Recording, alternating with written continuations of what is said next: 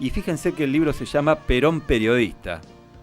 César Tato Díaz escribió este libro, que es doctor en comunicación, docente en la Universidad Nacional de La Plata, es director además de la biblioteca de la Honorable Cámara de Senadores de la provincia de Buenos Aires, y hizo este libro que se llama Perón Periodista, y que seguramente es un ensayo más que interesante porque habla de la construcción de una mística emergente. No ataco, critico, dice la presentación del libro de César Tato Díaz, que ya lo tenemos en línea. César, buen día, ¿cómo le va? Roberto Espinosa lo saluda, ¿cómo anda?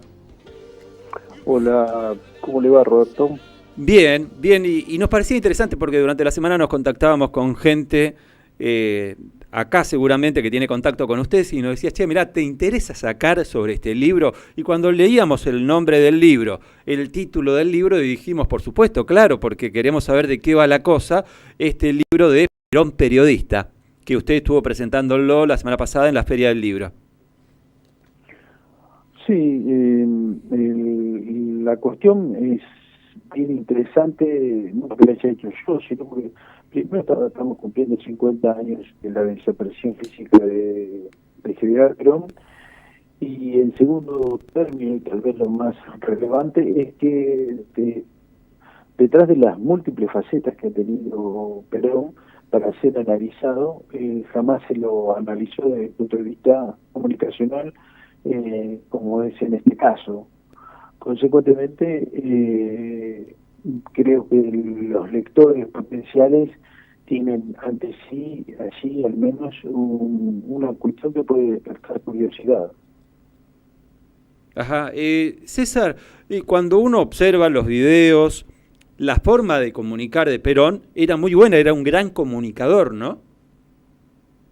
Sí, absolutamente. Era un excelente comunicador cuyo atributo principal, sin duda, ha sido que sabía perfectamente no solamente hablar, sino a qué público se estaba dirigiendo. O sea, él sabía perfectamente cuando hablaba con los empresarios, cuando hablaba con los obreros, cuando hablaba con los campesinos, cuando hablaba con docentes o lo que fuera, porque daba especialmente charlas sistemáticas. Ahora bien, él entendió, y creo que con acierto, que ese modo de comunicar a través del discurso a distintos públicos, de que lo hacían en la Casa Rosada, incluso a través de la radio, no era que estuviera agotado, sino que podía tranquilamente ser complementado por otro que era el escrito. Entonces, al pensar en una comunicación escrita, que siempre es más reflexiva, que invita al pensamiento, que invita al debate, y que esto, cuando uno tiene una idea fuerza, que es bien digerida, bien acabada, bien planificada, como era la de Perón, que eran varias las ideas, pero digamos, entonces en columnaría detrás de la tercera posición, la conformación de un bloque austral, poderoso, de organizar el panlatinoamericanismo para anteponerlo al panamericanismo manejado por el imperialismo yanqui, y estamos hablando, pero que se ubique la audiencia, a partir de 1951 al 53, que es cuando Perón escribe como Descartes, que era el seudónimo que él eligió. César, y cuando se contrasta por ahí, porque fíjese que particularidad, ayer estuvo, por ejemplo, Matías Culfas acá en Chaco, presentando su libro Un peronismo para el siglo XXI. Y cuando se contrasta ese peronismo para el siglo XXI con el peronismo que usted está describiendo, ese peronismo que aplica para la década del 50, el siglo pasado en adelante, ¿podría tener vigencia en los tiempos actuales o es necesario reformular y generar un peronismo para el siglo XXI? Digamos, me parece que una respuesta lineal llevaría a decir que hay que reformularlo para ubicarse en el siglo XXI. Ahora bien, si hablamos de que el peronismo histórico defendía la soberanía nacional, si el peronismo histórico, a través de Descartes, vamos a hablar, ¿no?, desde el libro, estoy hablando desde el libro, defendía la conformación de un bloque austral que involucraba a Brasil, a Argentina, a Chile, manejando todo lo que era el Pacífico, todo lo que era el sur, y la unión de los dos océanos y todo el Atlántico, con una conformación de un bloque poderosísimo desde el punto de vista económico, cultural, social, político, y que esta conformación del bloque tenía la particularidad de seguir involucrando todo el continente, porque era una política continental. Creo que no hay nada que readecuar. Lo que hemos sí perdido, o tal vez jamás la tuvimos, es una idea de nación, como lo tienen los yanquis. Tanto admiran los cipollos argentinos, los liberales, estos tóxicos, estas personas que lo único que saben es insultar y demás. Tanto admiran a Inglaterra, sin ir más lejos, la figura de un presidente como el que tenemos, que dice que admira a Thatcher, ¿no es cierto? Si supiera algo de historia, si supiera algo de algo, ese pobre hombre podría tranquilamente darse cuenta que estaba incurriendo en un error, porque Inglaterra, si una cosa que ha sido es nacional, o sea, por ejemplo, cuando se convierte en potencia, no permite que ningún barco, ninguno, que no tuviera la bandera inglesa comerciara y llegara a los puertos ingleses. Lo mismo pasa con los yanquis. Entonces, lo que estamos hablando es que tenemos una dirigencia, y estoy hablando en términos genéricos, todos, absolutamente todos, que son incapaces, que son unos pobres seres humanos que están atornillados a un sitial, que algunos se creen con un poquito más de razón, que son buenos oradores, otros se creen que son pintones porque se arreglaron los dientes y son rubios y de ojos claros, pero en la cabeza, en mi pueblo le dirían un palito de yerba, nada en el mate. Entonces, si estamos frente a una sociedad que no puede pensar, pues debiéramos ayudarla a pensar. ¿Y quién tiene que ayudarla a pensar? Pues bien, la dirigencia media, la dirigencia común, ¿no es cierto? Pero para eso hay que formarse políticamente. Ajá. Y ahora, considera, si todo... César, estamos hablando con César Gómez, que presentó un libro, César Díaz, perdón, que presentó un libro, César Tato Díaz, en la Feria del Libro, que se llama Perón Periodista, y que hace una transcripción también que podría señalarse en estos tiempos que está sucediendo, dice, hablando también, interpelando también en ese aspecto al periodismo, cuando se marca César, no ataco, critico, porque me ha pasado varias veces cuando preguntaba incisivamente, me dice, me estás atacando, pareciera que no me estás preguntando, sino que me estás atacando cuando haces preguntas incisivas. ¿Va por ese lado cuando usted marca no ataco, critico? No ataco, critico era el eslogan que utilizaba Estrategia y Política, que era el eslogan que tenía la columna semanal de Juan Domingo Perón, bajo el seudónimo de Descartes.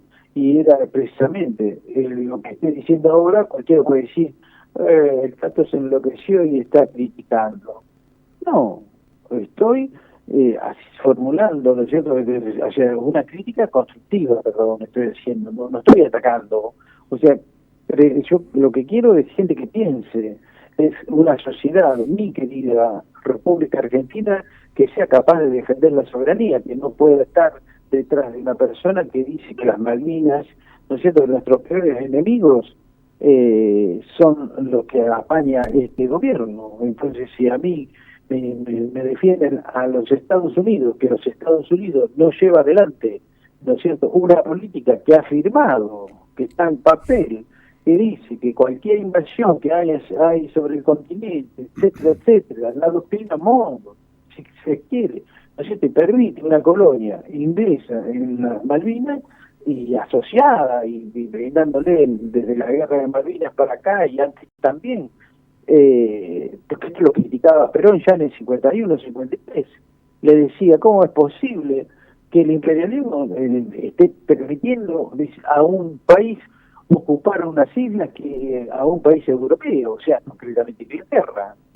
O sea, esto es una cosa de siempre, no hay peor ciego que el que no quiere ver, lo dice un ciego, yo soy ciego, pero no hay peor ciego que el que no quiere ver. Entonces, si tenemos una sociedad que no quiere asumir los problemas, y bueno, apelamos nuevamente al léxico de Perón, el que no tiene cabeza para prevenir deberá tener espaldas para soportar.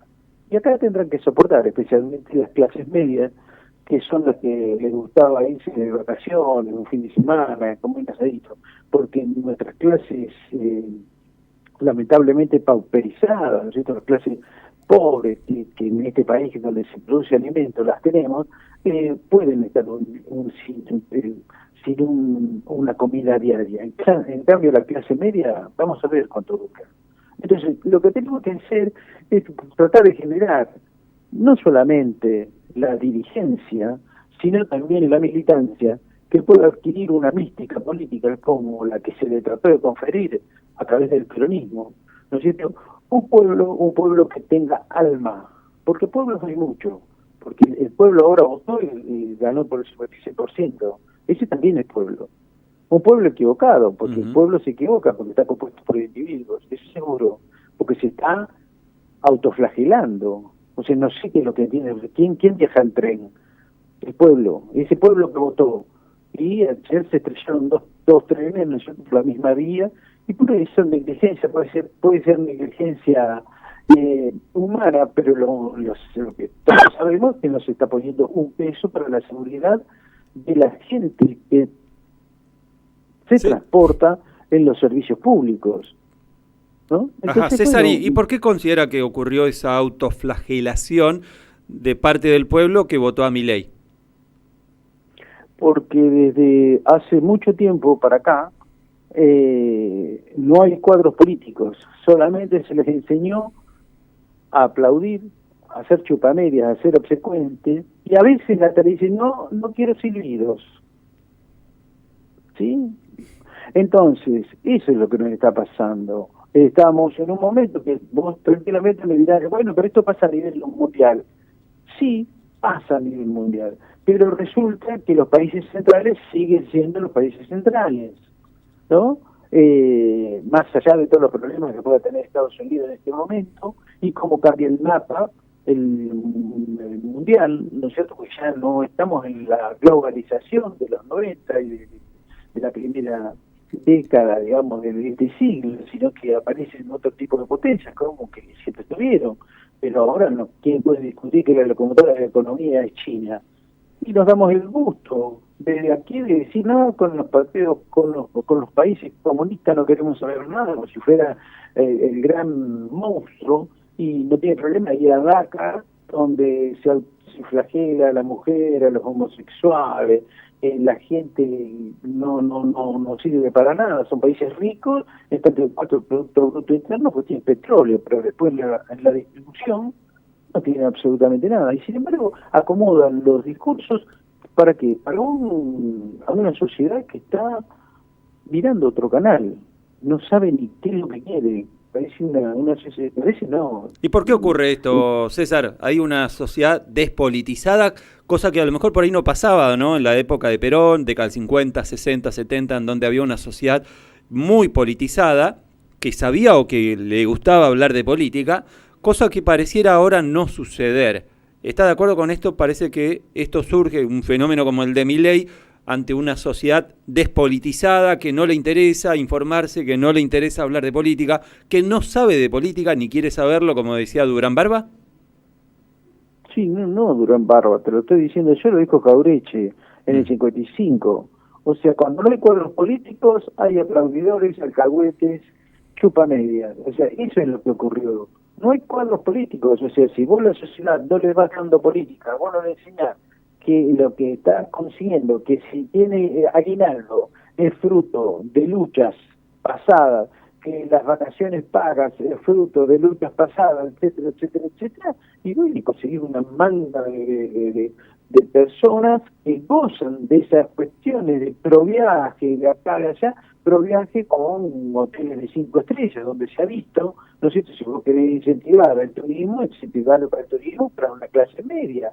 ¿Para qué más de 3 estrellas, ¿no es cierto? Los que tienen 4 y 5 estrellas no necesitan de un proviaje, sin embargo son los que lo usan, ¿no? Y cosas por el estilo. O sea, acá hay errores de todos lados, pero el gran cuco no es el Estado que fueron mal formando, un Estado que se volvió ineficaz, y la gente, lamentablemente, que no gozaba absolutamente nada de ese Estado, ¿no es cierto?, que los había abandonado literalmente, bueno, buscaron un cambio, o sea, buscaron un cambio yendo hacia el abismo, actualmente, pero cambio al fin.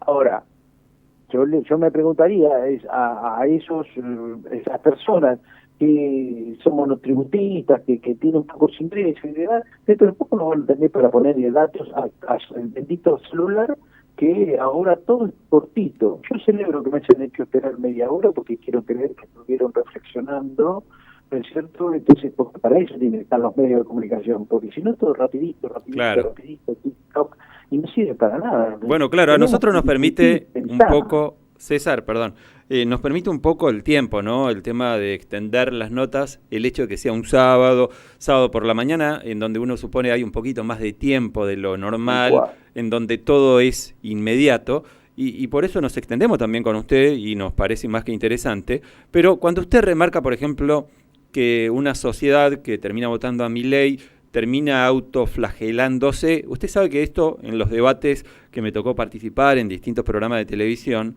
yo lo exponía de esa forma y casi que era atacado diciendo, y no hay que subestimar al pueblo porque el pueblo sabe por qué lo vota, pero en cierta forma también se podría entonces conjeturar que podría subestimarse si alguien termina votando al que termina siendo después su propio verdugo, ¿no? No debería repensarse ese concepto de decir que políticamente correcto es decir, bueno, el pueblo sabe lo que hace, el pueblo nunca se equivoca, no hay que subestimar al votante, pero en ese plano, observando lo que pasó, lo que está pasando, no debería por ahí poder ser crítico por la forma en que el pueblo termina expresándose. Pero absolutamente, ya te lo manifesté anteriormente. Sí, claro. Te ratifico y estoy con vos, ¿no es cierto?, en esa cuestión. El pueblo está compuesto por personas, ¿no es cierto?, las personas individuos, y vos, yo, y tu esposa, tus hijos, tus vecinos, se equivocan. Lo que pasa es que venimos del peronismo, donde era mucho más homogéneo el concepto, a punto tal que Perón utilizaba el concepto pueblo, y cuando decía pueblo englobaba a todas las clases trabajadoras. ¿Por qué? Porque había pleno empleo. Entonces ese era su pueblo. Hoy ya no, y ya en el 55 ya no lo fue, porque ni bien derrocan en el septiembre del 55, ¿no es cierto?, al peronismo, un gobierno democrático, un nefasto golpe de Estado que instituye por vez primera el terrorismo de Estado, y esto no se dice tan frecuentemente, ¿no es cierto? Ese golpe fue apoyado por un pueblo que llenó la Plaza de Mayo, un pueblo equivocado, un pueblo, yo hablo de mística, o sea, el peronismo buscaba la mística política. La mística política, cuando un pueblo tiene alma, es fraternal, es positiva, es preocupada por lo que pasa al de al lado. Cuando la mística se vuelve negativa, es anti, ¿no es cierto?, es negativo, es tóxico. ¿Qué es lo que ocurre? Este pueblo que ha triunfado en las urnas es un pueblo tóxico, es anti algo, no es pro algo, es anti. Entonces, ahí es donde tenemos un problema. Pero para eso hay que tener autoridad moral. Necesitamos recambiar. ¿Viste que hay un dicho que dice, hay que barajar y dar de nuevo? Bueno, ahora hay que agregarle, hay que barajar y dar de nuevo y cambiar el mazo, porque está marcado el mazo. Porque si no, seguimos siempre lo mismo. Siguen las mismas caras, las mismas cosas, ¿no es cierto? Y los medios siguen llamando a las mismas personas.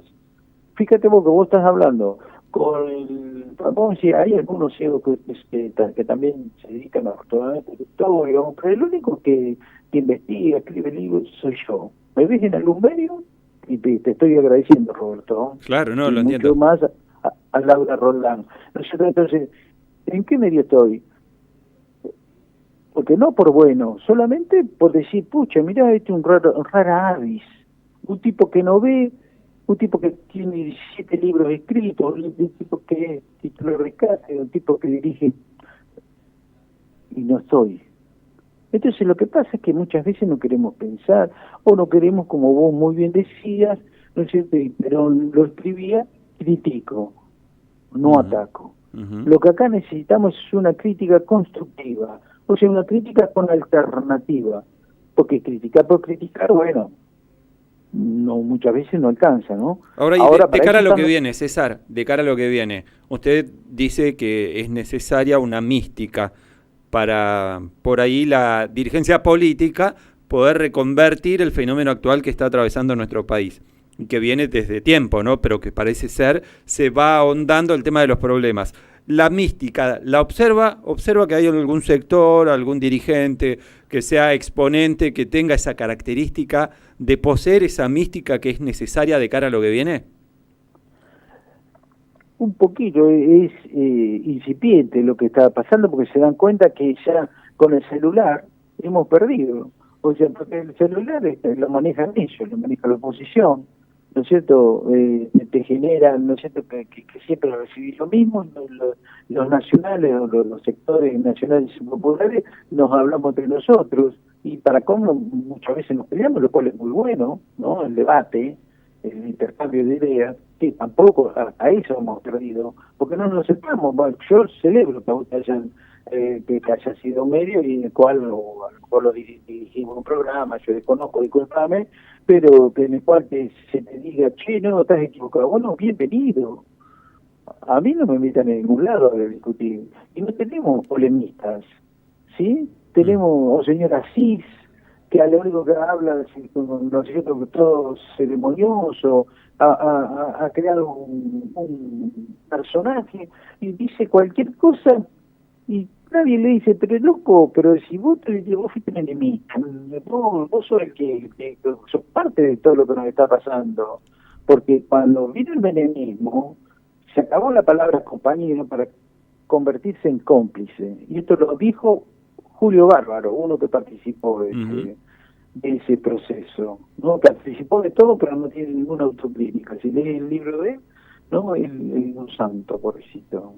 Entonces es eso, pero nos animamos a decir que con nombre y apellido estamos llenos de traidores, no tenemos gente que tenga autoridad moral. Bueno, busquémosla, porque como siempre, que nos vamos a tener ahora Jaureche, Scalabrini Ortiz, Carrillo, Sampay, claro que lo tenemos, pero el peronismo siempre se encargó, histórico, porque a veces se lo tenemos que destacar al propio Perón, ¿no es cierto?, de ocultar a los intelectuales. Los intelectuales cuando van al hueso, ¿no es cierto?, ya no sirven, pero el intelectual no sirve para hacer política. El intelectual sirve para ayudar a pensar, a debatir, con esto quiero decir que tengan razón, porque yo puedo tranquilamente estar equivocado y en una charla, una discusión, una polémica, darme cuenta que bueno, por ahí no es y tomaré otro camino. Pero el intelectual, y esto es lo importante que quiero decir, no tiene sentido sin estar al lado de un político, ¿no? Entonces, tiene que estar al lado de un político para entonces ahí incidir. Estos chicos lo único que están al lado desde el peluquero, de la manicura, de cada vez cómo me corto el pelo, a ver qué color utiliza de tintura Moncholo, entonces es una vergüenza. O sea, le decía Perón, el poder, al igual que el pescado, se pudre por la cabeza. ¿Sí? Entonces eso es lo que nos está pasando. Pero bueno, tenemos que tener la valentía, los que lo podemos tener, claro que el gratis no lo va a salir. O sea, si uno dice cosas, va a tener problemas. Puede ser, pero donde una gota con otra se hace aguacero. Absolutamente. César, un placer, seguramente la seguiremos en otro momento. Cuando guste. Y esto no se detiene acá, porque nos interesa sacar gente que nos ayuden a pensar, a reflexionar y a modificar el estatus actual, que pareciera, como yo comparto con usted, ¿eh? con esa visión de, parece que lo inmediato es lo que garpa, lo escandaloso, no lo pensante, no lo reflexivo. Por eso le agradecemos el contacto y será hasta la próxima. Cuando ustedes quieran, igual que, déjame que diga esto, por favor, Roberto. Bueno. El libro Perón Periodista fue editado por Editorial Cicus y más. Si hay un grupo de gente que está interesado, pues no va a ser la primera vez que ando por Chaco. He andado dando charlas, me acuerdo, hace muchos años, en Basta de Sonceras, un grupo que supimos andar allí por Resistencia, en un par de oportunidades. Bueno, con todo gusto lo esperaremos por acá cuando ande, si es que logra visitar la provincia de Chaco. Bueno, empecé a activar vos. Si no, sí, claro. No, bueno, gustazo. Claro. César, un abrazo y será hasta la próxima. Cuando vos gustes. No, por favor, ahí ha pasado César Tato Díaz, periodista. César Tato